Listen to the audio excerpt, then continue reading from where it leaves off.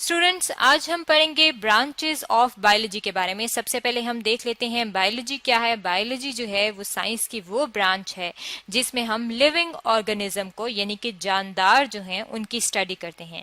अब ये जो जानदार हैं ये मुख्तलिफ किस्म के हैं, तो हर एक जानदार की एक अलग ग्रुप बना दिया है और उस ग्रुप की एक अलग स्टडी होती है। जैसे कि सबसे पहले अगर हम एनिमल्स की बात करें तो यहाँ पे आपको अपने सामने जो है वो मुख्तलिफ किस्म के एनिमल्स नजर आ रहे होंगे और एनिमल्स की स्टडी को कहा जाता है ज़ूलॉजी। ज़ूलॉजी जो है उसमें हम एनिमल्स की स्टडी करते हैं। अब ये जो एनिमल्स हैं यहाँ पे आप अपने सामने देख रहे हैं कि आपको मुख्तलिफ किस्म के जानवर जो हैं वो नजर आ रहे हैं। इसी तरह जो प्लांट्स हैं यानी कि जो पौधे हैं वो भी इस यूनिवर्स में मौजूद हैं, इस कायनात में मौजूद हैं। तो उन पौधों की जब स्टडी की जाती है तो उसे हम कहते हैं कि ये बॉटनी है, यानी कि वो ब्रांच जिसमें आप पौधों की स्टडी करते हैं उसे कहा जाता है बॉटनी।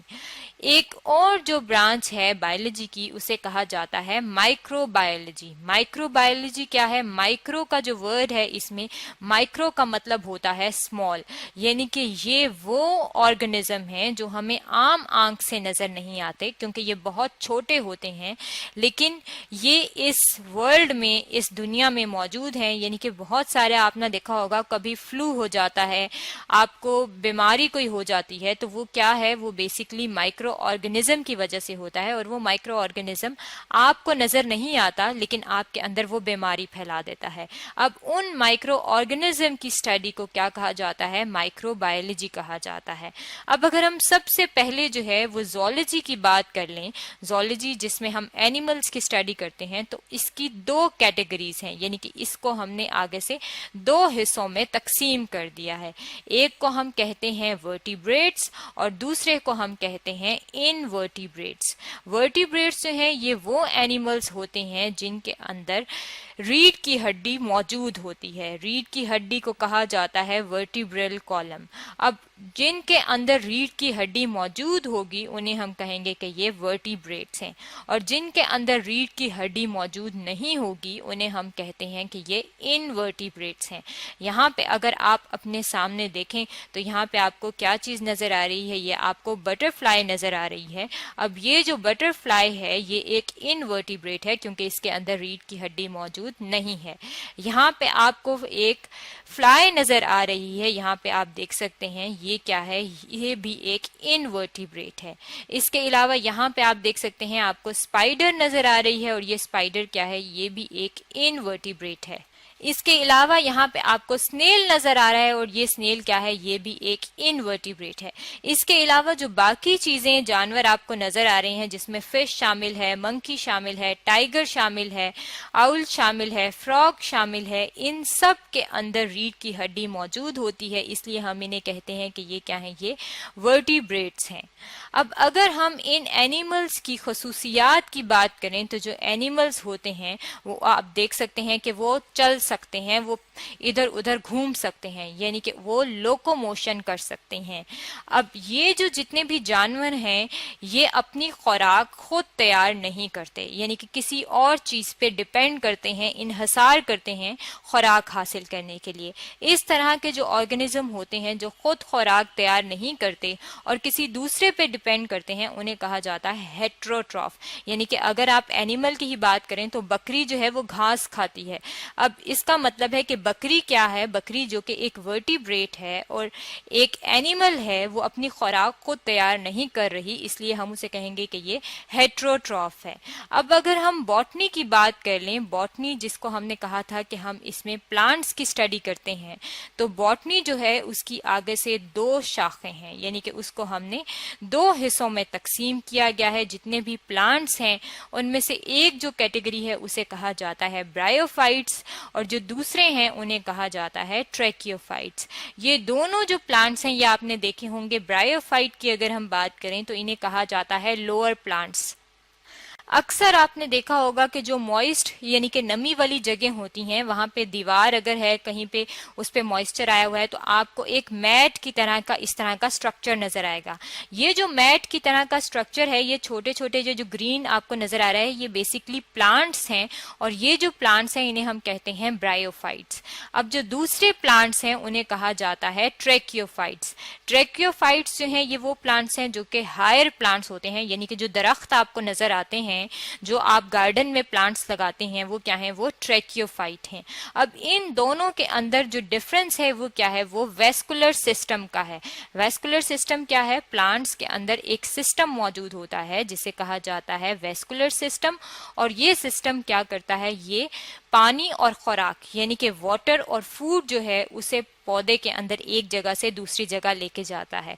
अब जो ब्रायोफाइट्स हैं उनके अंदर ये वेस्कुलर सिस्टम मौजूद नहीं होता, और जो ट्रैकियोफाइट्स हैं उनके अंदर वेस्कुलर सिस्टम मौजूद होता है। इसके अलावा अगर हम ओवरऑल यानी कि जनरली प्लांट्स की खसूसियात की बात करें तो प्लांट्स के अंदर एक प्रोसेस होता है जिसे कहा जाता है फोटोसिंथेसिस का प्रोसेस। फोटोसिंथेसिस का प्रोसेस वो प्रोसेस होता है जिसमें पौधे अपनी खुराक तैयार करते हैं, और वो खुराक कैसे तैयार करते हैं, जब इन पत्तों पे सूरज की रोशनी पड़ती है तो ये क्या करते हैं, ये खुराक तैयार करते हैं, और इनके अंदर ये जो आपको ग्रीन कलर नजर आ रहा है इन पौधों का, वो किस लिए होता है, इनके अंदर एक पिगमेंट मौजूद होता है जिसे कहा जाता है क्लोरोफिल, और ये पिगमेंट जो है कलर देता है ग्रीन कलर का, और इस पिगमेंट की वजह से जब इस पे सूरज की रोशनी पड़ती है तो पौधे अपनी खुराक तैयार करते हैं। और जो ऑर्गेनिज्म अपनी खुराक खुद तैयार करते हैं उन्हें हम कहते हैं कि ये ऑटोट्रॉफ हैं, यानी कि जितने भी ग्रीन प्लांट्स हैं वो क्या हैं, वो ऑटोट्रॉफ हैं और अपनी खुराक खुद तैयार करते हैं। इसके अलावा इनके अंदर क्या खसूसियत है कि इनके अंदर जो है मूवमेंट होती है लेकिन लोकोमोशन नहीं होती। मूवमेंट होना और लोकोमोशन ना होने का मतलब है कि ये जिस तरह जानवर होते हैं वो एक जगह से दूसरी जगह चलते हैं, या इंसान है वो वॉक कर सकते हैं, रनिंग कर सकते हैं, जिस तरह जानवर हैं वो भी चलते हैं, उसको कहते हैं लोकोमोशन। लेकिन मूवमेंट क्या है, जिस तरह अगर हम सनफ्लावर की बात करें, सूरजमुखी के फूल की बात करें, तो वो जहां पे सनलाइट पड़ रही होती है उस साइड पे उसका फूल जो है वो थोड़ा सा टिल्टेड होता है, झुका हुआ होता है। इस तरह की जो थोड़ी सी उनके अंदर मूवमेंट होती है उसे हम कहते हैं कि ये इनके अंदर मूवमेंट होती है, यानी कि प्लांट्स मूव कर सकते हैं लेकिन अपनी जगह छोड़ के दूसरी जगह लोकोमोट नहीं कर सकते। अब अगर हम इसकी तीसरी ब्रांच की बात कर लें बायोलॉजी की, जो थर्ड ब्रांच है उसे कहा जाता है माइक्रोबायोलॉजी। माइक्रो का जो वर्ड है इसका मतलब है माइक्रो मीन स्मॉल, यानी कि ये वो ऑर्गेनिज्म हैं जो बहुत छोटे होते हैं और ये हमें आम आंख से नजर नहीं आते। इसके लिए हम एक इंस्ट्रूमेंट यूज करते हैं और उस इंस्ट्रूमेंट को क्या कहा जाता है, उस इंस्ट्रूमेंट को कहा जाता है माइक्रोस्कोप। यहाँ पे आप अपने सामने ये जो स्ट्रक्चर देख रही हैं, ये जो एक इंस्ट्रूमेंट पड़ा है ये माइक्रोस्कोप है, और उसमें आप इधर जो है वो एक अपनी सैंपल, जो भी चीज आपने देखनी होती है उसे सैंपल कहते हैं, वो यहाँ पे रखते हैं और इस चीज के जरिए, यह लेंस जो है इसके जरिए आप देखते हैं और यहाँ पे आपको वो चीज बड़ी होके नजर आ रही होती है। अब ये जो माइक्रो ऑर्गेनिज्म है ये तीन किस्म के होते हैं।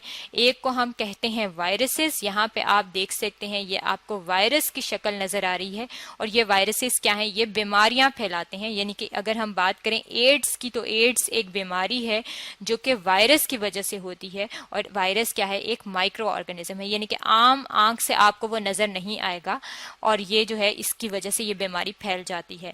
जो दूसरी कैटेगरी है उसे कहा जाता है प्रोटोजोआ। प्रोटोजोआ जो है ये यहाँ पे जो आप देख रहे हैं ये यूग्लिना है, और यूग्लिना जो है ये आपको कहाँ नजर आता है, अगर आप कहीं आपने गदला पानी, यानी कि कहीं पे ऐसा पानी हो जिसके नीचे वो ग्रीन ग्रीन सा चीजें डेवलप हुई हों तो उसके अंदर आपको प्रोटोजोआ नजर आते हैं। यानी कि ये आपको दूर से तो ग्रीन ग्रीन नजर आते हैं लेकिन इस तरह का जो स्ट्रक्चर है वो आपको सिर्फ इस माइक्रोस्कोप के नीचे ही नजर आता है। इसका मतलब है कि ये जो प्रोटोजोआ है, ये जो यूग्लिना है, ये भी एक माइक्रो ऑर्गेनिज्म है। ये जो प्रोटोजोआ है इनके बारे में डिटेल में जो है वो हम अपना नेक्स्ट चैप्टर जो है उसमें स्टडी करेंगे। जो तीसरी कैटेगरी है माइक्रो ऑर्गेनिज्म की वो है बैक्टीरिया। ये जो बैक्टीरिया हैं ये भी डिजीज कॉज करते हैं, और यहाँ पे आपको जो है ये स्ट्रक्चर नजर आ रही है, और ये पानी के अंदर आपको यहाँ पे बैक्टीरिया नजर आ रहे हैं। पानी जो है है, जो गंदा पानी होता है, उसको अगर आप कभी माइक्रोस्कोप के नीचे रखें तो उसके अंदर आपको ये माइक्रो ऑर्गेनिज्म बैक्टीरिया जो है ये नजर आते हैं। इसका मतलब है कि ये जो 3 कैटेगरीज हैं वायरसेस, प्रोटोजोआ और बैक्टीरिया की, जो हमें आम आंख से नजर नहीं आती और सिर्फ माइक्रोस्कोप के नीचे नजर आती हैं, ये भी लिविंग ऑर्गेनिज्म हैं और इनकी भी स्टडी जो है वो जरूरी है, जिसे कहा जाता है माइक्रोबायोलॉजी, जो कि एक बायोलॉजी की ब्रांच है। ये तो था ब्रांचेस ऑफ बायोलॉजी के बारे में कि बायोलॉजी के अंदर कितनी ब्रांचेस हैं जो कि आज हमने स्टडी की हैं।